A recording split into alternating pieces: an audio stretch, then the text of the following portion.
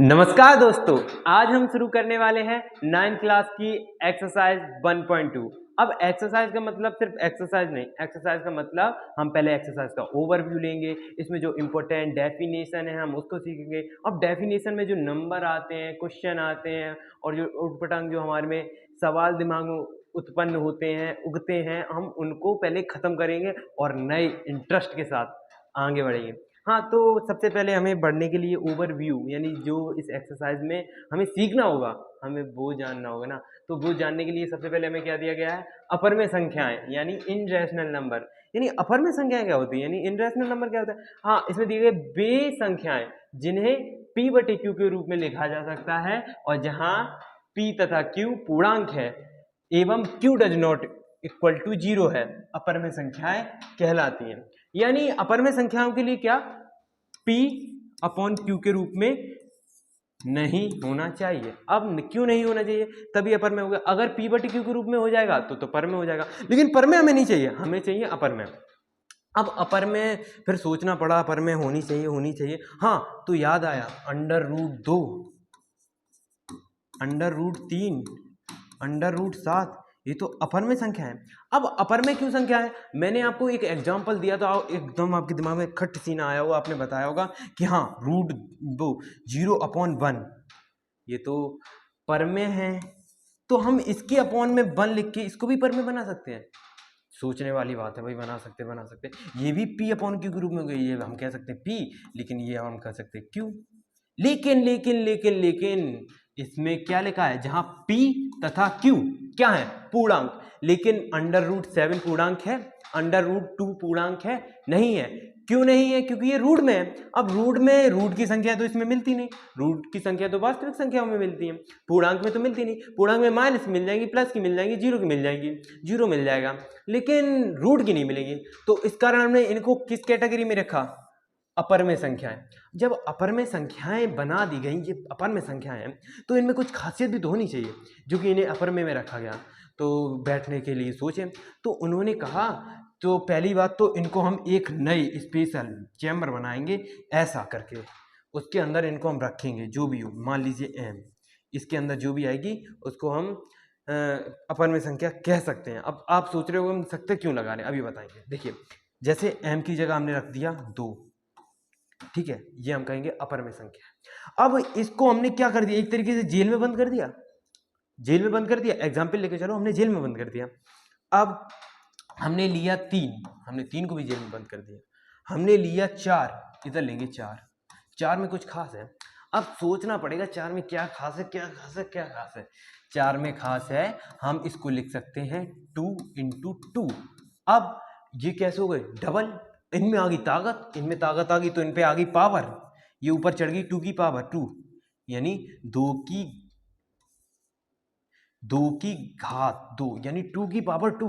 अब जब इन पे पावर आ गई तो इन्हें जेल को दिया तोड़, ऐसे टक, जब तोड़ दिया तो ये 2 बाहर आ गया, यानी रूट से स्क्वायर कट गया। जब रूट से स्क्वायर कट जाएगा तो 2 बाहर आ गया। जब 2 बाहर आ गया तो ये तो पर में संख्या बन गई, क्योंकि ये तो पूर्णांक में आती है, जब पूर्णांक में आती है तो पर में बन गई। अच्छा, तो दिमाग में कुछ क्लिक हुआ, क्या क्लिक हुआ, यानी जिनका वर्ग किया जा सकता है, जैसे संख्याएं 2, 4, नहीं सॉरी, जैसे संख्याएं 4, 16, 9 और 100 और अन्य संख्याएं, ऐसी संख्याएं जिनका वर्ग किया जा सकता है और वो रूट में आ जाए, तो वो अपर में नहीं कहलाएंगी, वो पर में कहलाएंगी, क्योंकि उनके अंदर पावर है। वो अपनी जैसे 2 बना के उनके अंदर पावर आ जाएगी, यानी उन पर घात आ जाएगी 2 की, और 2 से 2 काट के वो बाहर निकल आएंगे, तो ये कैसी संख्या हो जाएगी, पर में। लेकिन अब इनके एक और, जब मान लीजिए हम जब इन्हें जेल से बाहर निकाल सकते, तो इन्हें भी निकालने की कोशिश की गई, √2 को बाहर निकालने की कोशिश की गई। तो इसके बाद आया 1.2, 0.3, 4, 5, 6, 2, ऐसे कंटिन्यू चलता रहा। यानी जब किसी कैदी को, मान लो ये कैदी है, ठीक है, जब इसको जेल से बाहर निकाला, ये वो कैदी है और इसको जेल से बाहर निकाला, तो इसकी गुना गिनने के लिए बैठे, 1, और उसके बाद देखा 2, 3, 4, 5, 6, यानी कंटिन्यू चल रही है, तो रुके नहीं रहे इसके गुना।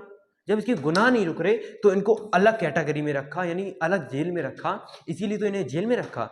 तो ऐसी जेल को क्या नाम है, अपर में संख्या, यानी इनरेशनल नंबर। उम्मीद है आपको समझ में आया होगा।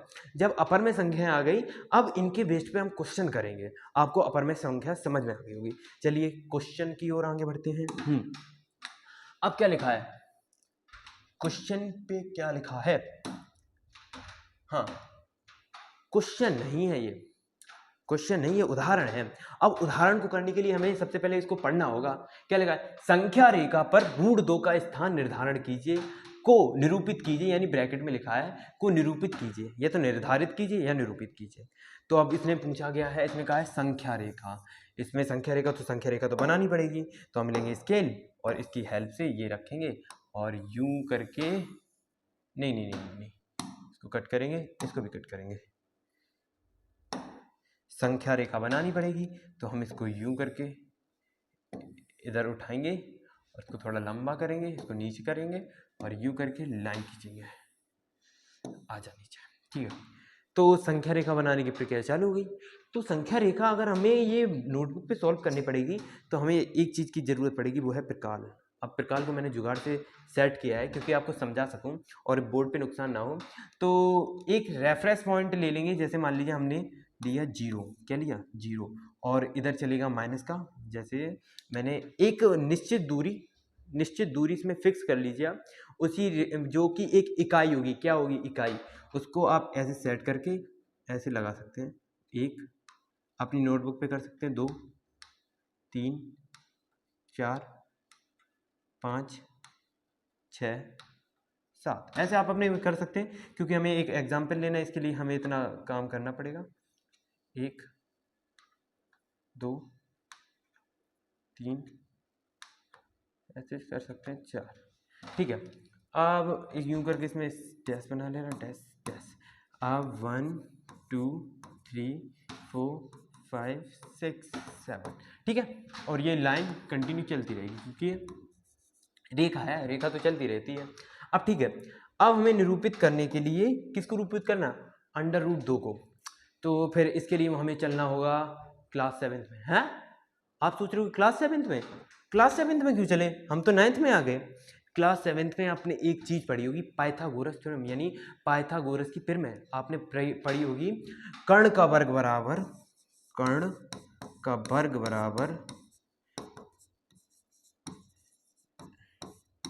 लंब का वर्ग प्लस आधार का वर्ग।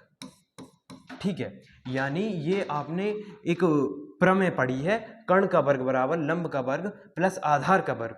अब ये किसकी होती है? ये एक समकोण त्रिभुज, किस पे? समकोण त्रिभुज पर लागू होती है। ये हम बना के दिखा रहे हैं आपको, समकोण त्रिभुज, ये बनी समकोण त्रिभुज। अब इसमें लंब क्या है, आधार क्या है, ये भी तो सोचना पड़ेगा। अब इसके लिए ये हो गई हमारी कर्ण, क्या हो जाएगा कर्ण, ये हो जाएगा हमारा लंब, ये हो जाएगा हमारा आधार,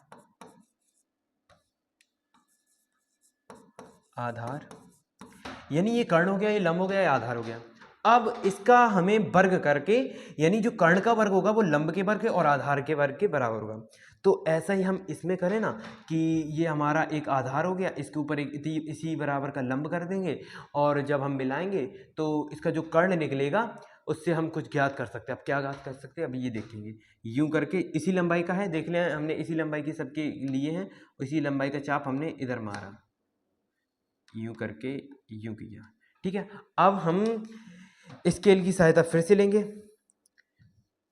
यूं करके स्केल ली, उसको घुमा दिया,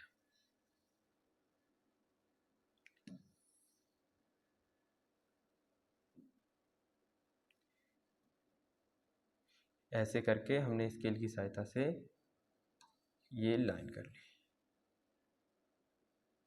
ठीक है, और इसको इधर करके अब ये हमारे क्या हो गया, एक लंबाई हो गई, और ये हो गई हमारी, ये एक आधार हो गया और एक लंबाई हो गई।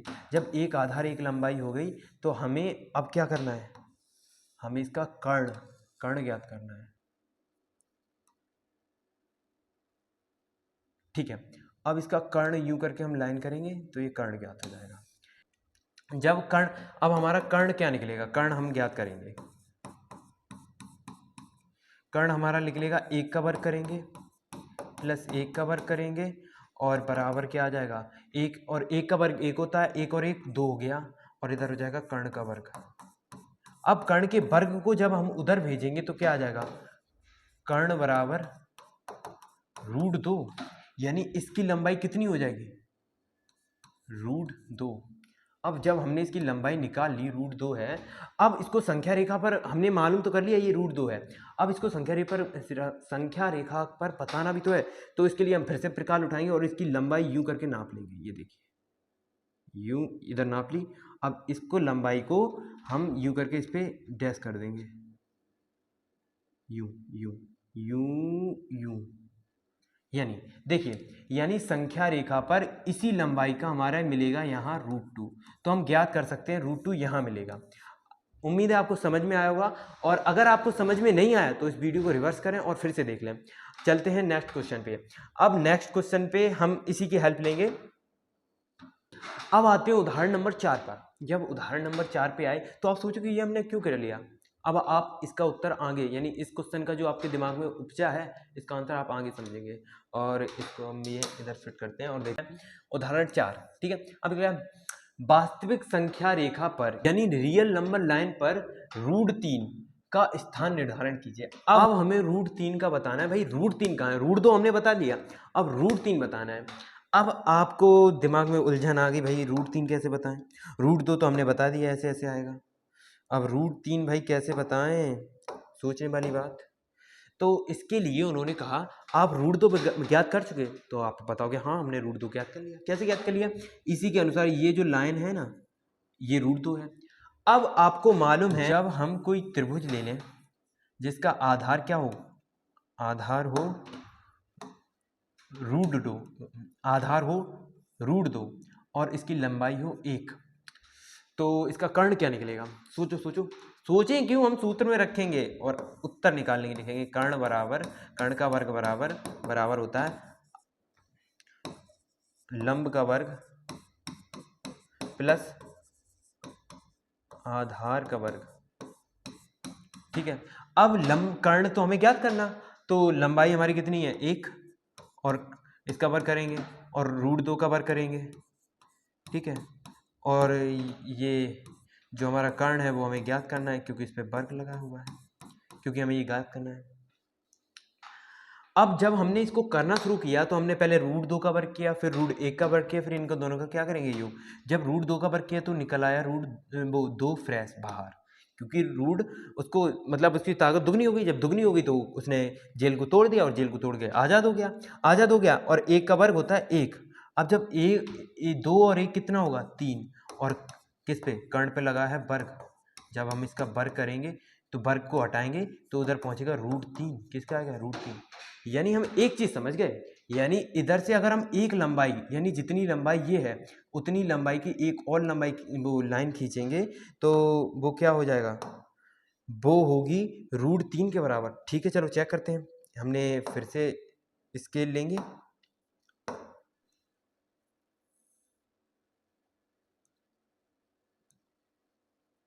ठीक है।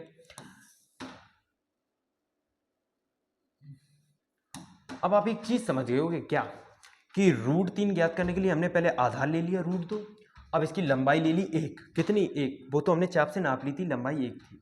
अब जब इसके लेने के बाद फिर हमने क्या किया, इसकी जो कर्ण निकला था ना उसी लंबाई, वो लंबाई कितनी निकली थी वो निकली थी √3। तो हम अब हमें क्या ज्ञात करना, √3 ज्ञात करने के लिए हम इसको यूं करके इससे मिला देंगे, क्योंकि कर्ण तो यही है ना, और कर्ण कितना निकला था √3। जब ये √3 निकला तो हम इसकी फिर से मदद लेंगे और चाप भरेंगे यूं करके। ये करके हमने चाप भरा,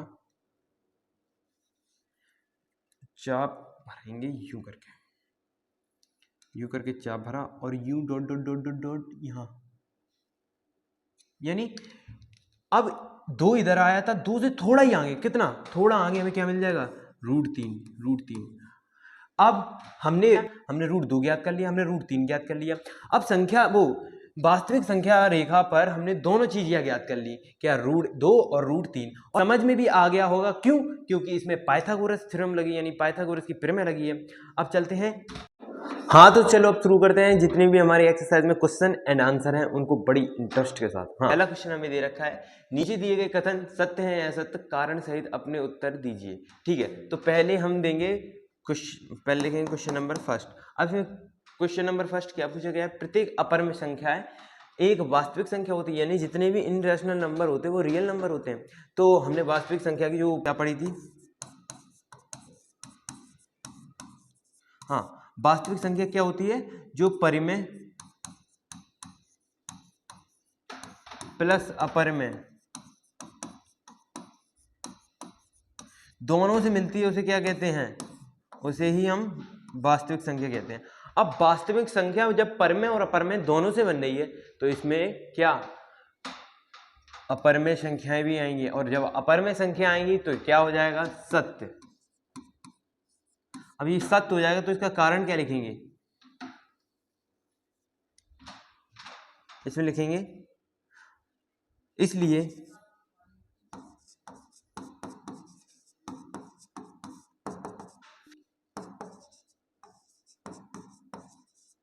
क्योंकि वास्तविक संख्या पर संख्या में परिमेय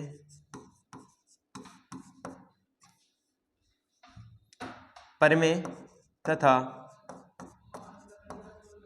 अपरिमेय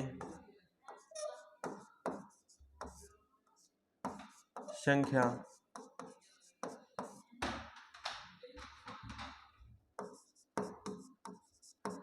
दोनों होती हैं।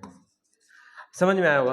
अब इसमें क्या बताया गया, परिमेय तथा अपरिमेय दोनों संख्याओं से मिलकर कौन सी संख्या बनी, वास्तविक संख्या है।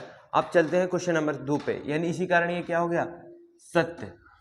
संख्या रेखा का प्रत्येक बिंदु m के रूप का होता है जहां m एक प्राकृतिक संख्या है। समझ में नहीं आया, सोच भी नहीं पाए कि किस प्रकार का क्वेश्चन है। चलो देखते हैं। अब ये हमने जो संख्या रेखा बनाई थी यूं करके, ठीक है, अब इसमें पूछा गया है संख्या रेखा का प्रत्येक बिंदु, यानी जितने भी इसमें बिंदु हैं, ये 0 है, ये 1 है, 2 है, 3 है, 4 है, 5 है और डॉट डॉट डॉट, और इधर -1 है, -2 है, -3 है, -4 है, ठीक है, and dot dot dot dot, ठीक है।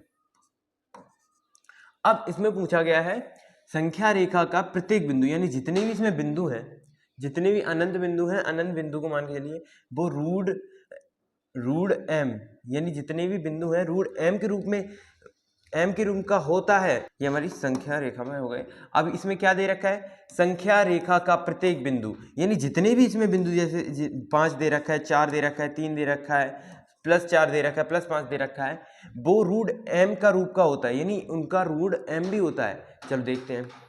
अब इसमें चलो 4 का रूट 4 बराबर 2 आ जाएगा, हाँ तो होता है। एक पक्ष के लिए हमें मालूम पड़ गया, हाँ तो होता है, लेकिन अभी हमने पूरा चेक नहीं किया। अभी आगे हम चलते हैं, 0 0 तो 0 बराबर 0 आ गया, 0 बराबर 0 आ गया। अब फिर हमारे -1, अरे रूट के अंदर तो माइनस आते ही नहीं, अगर रूट के अंदर माइनस नहीं आता तो ये हो जाएगा असत्य। क्या आ जाएगा, असत्य। किस कारण, क्योंकि रूट के अंदर माइनस नहीं आता। अगर रूट के अंदर माइनस जैसी संख्या ही नहीं होती, और अगर माइनस आ भी जाता है तो उन संख्या को हम कौन सी संख्या कहते हैं, उन संख्या को हम काल्पनिक संख्या कहते हैं। लेकिन हम तो वास्तविक पढ़ रहे हैं ना, तो ये हो जाएगा असत्य। क्या हो जाएगा, असत्य। अब चलते हैं क्वेश्चन नंबर 2 पे। अब इसका कारण हम लिखेंगे, कारण बराबर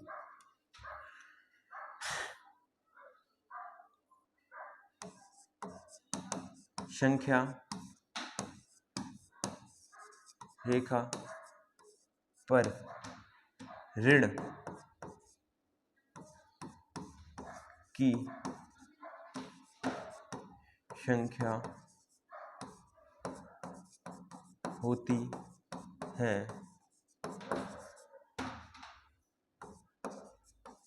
जिनको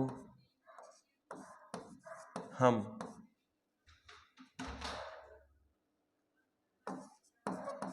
वर्ग मूल के अंदर नहीं लिखा जा सकता है। उम्मीद है आपको समझ में आया होगा। चलते हैं कुछ। अब क्वेश्चन नंबर 3 हमसे क्या कहता है, चल देखें। प्रत्येक वास्तविक संख्या एक अपरिमेय संख्या होती है। तो हमने वास्तविक संख्या की डेफिनेशन क्या देखी थी, वास्तविक संख्या बराबर अपरिमेय प्लस परिमेय। ठीक है, जब वास्तविक संख्या की बात चलती है तो वो परिमेय तथा अपरिमेय दोनों से मिलती हैं। लेकिन इसमें क्या गया है, प्रत्येक वास्तविक संख्या एक परिमेय संख्या होती है, यानी जितने भी वास्तविक संख्याएं हैं वो परिमेय संख्या होती हैं। चलो एक दो एग्जांपल लेके चलेंगे तभी आपको समझ में आएगा। जैसे वास्तविक संख्या में हमारा क्या क्या आ जाता है, वास्तविक संख्या में हमारा क्या क्या आ जाता है, हमारा आ जाता है 2, √2, √7, 4। ठीक है, अब 1 मिनट पहले हम देखेंगे √7 किस में आ गया, अपरिमेय में। अब अपरिमेय है, अब वास्तविक संख्या के अंदर है। ठीक है, अब √2 ये अपरिमेय है, वास्तविक संख्या के अंदर है। लेकिन जैसे हम 2 पे आए, ये तो परिमेय है लेकिन वास्तविक संख्या में नहीं है, तो इसका कारण हो जाएगा असत्य। तो इसका कारण हो जाएगा असत्य। कारण होगा, कारण लिखेंगे हम पहले, सबसे पहले कारण होगा इसलिए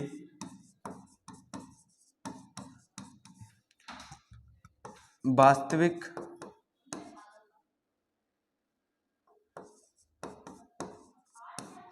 संख्या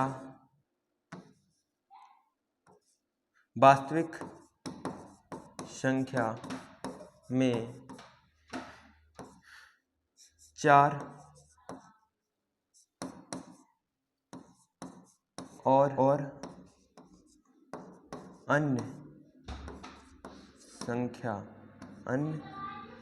अन्य परिमेय संख्या होती है। ठीक है, अब कारण आपको समझ में आ गया होगा, इसलिए क्योंकि वास्तविक संख्या पर 4 जैसी और अन्य भी संख्याएं भी होती हैं, और वो किस में आती हैं, वो आती हैं परिमेय संख्याओं के बीच में। किसके बीच में, परिमेय संख्याओं के बीच में। लेकिन इसमें अपरिमेय कहा गया है, इस कारण ये क्या हो जाएगा, असत्य। चलते हैं क्वेश्चन, अब चलते हैं नेक्स्ट स्लाइड पर। क्या सभी धनात्मक पूर्णांकों के वर्गमूल अपरिमेय होते हैं? पहले हम इसको समझते हैं। पहले क्वेश्चन में क्या दिया गया है, धनात्मक, और दिया गया है पूर्णांक, यानी 0 के जो संख्या रेखा हमने पूर्णांक की बनाई थी, आपको याद हो, जो 0 से जो -∞ से चल के +∞ तक जाती है, वो वाली 2, 3, 4। अब इसमें कहा गया है, इसमें क्या कहा गया है, इसमें कहा गया है क्या सभी धनात्मक, यानी अब ये ऋण वाले खत्म कर देंगे हम, अब धनात्मक पूर्णांक। चलिए क्वेश्चन नंबर 2 पे आते हैं, देखते हैं वो क्या कह रहा है। क्या सभी धनात्मक पूर्णांकों के वर्गमूल अपरिमेय होते हैं? यदि नहीं तो एक ऐसी संख्या के वर्गमूल का उदाहरण दीजिए जो एक परिमेय संख्या हो।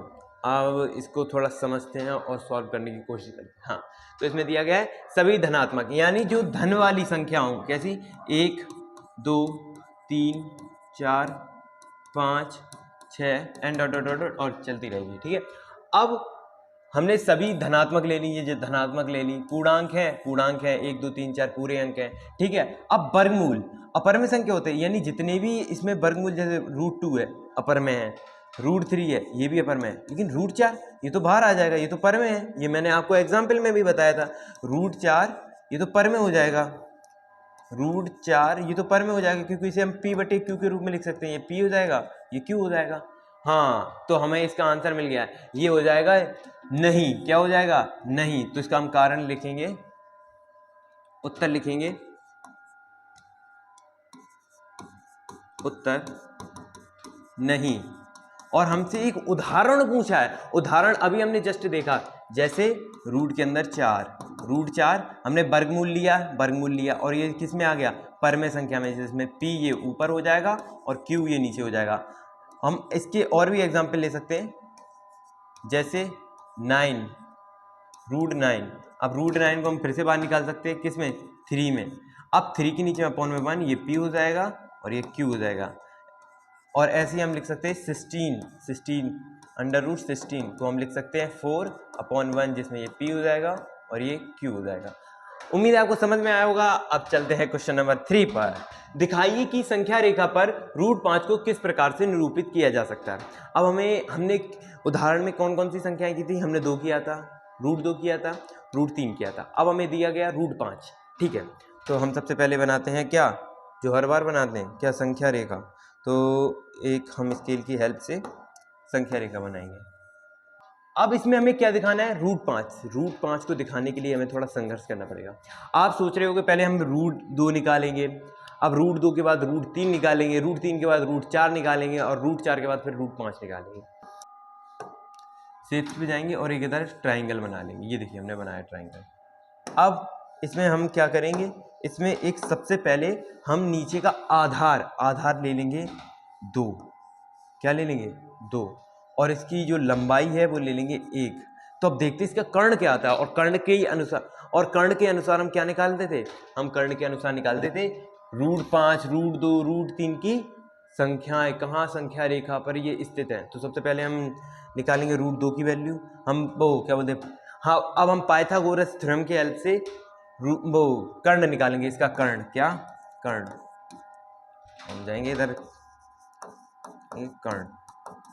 कर्ण का वर्ग बराबर हो जाएगा आधार हमारा 2 है, 2 का वर्ग प्लस लंबाई का वर्ग। तो 2 का वर्ग कितना हुआ, 4, और 4 और 1 का वर्ग 1, और कर्ण का वर्ग,